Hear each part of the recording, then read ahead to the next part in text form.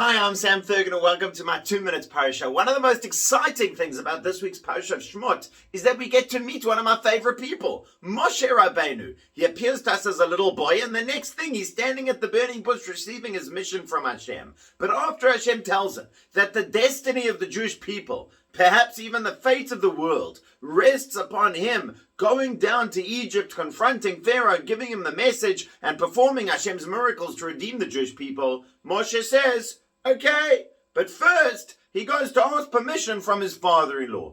Dear Yitro, is it okay if I save the world?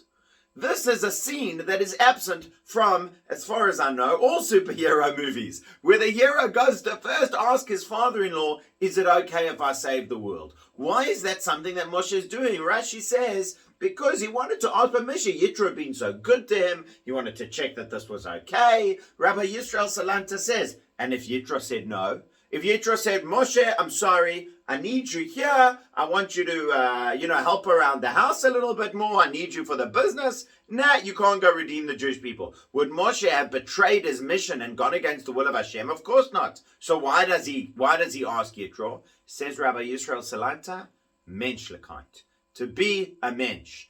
Being a mensch, being a decent, good person, is not always about whether you are making decisions based on people's responses to you. Sometimes the situation is such that what has to be, has to be.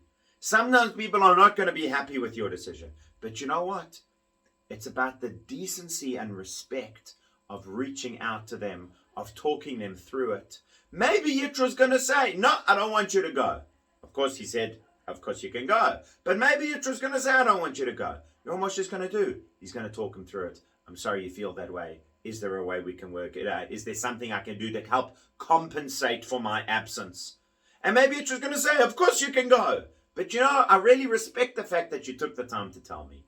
A friend of mine once said, even when he knows that there's something he has to do, it's going to hurt somebody's feelings or upset somebody, but there's no option, he has to do it, he makes a point of apologizing to them and explaining what he's going to do and why.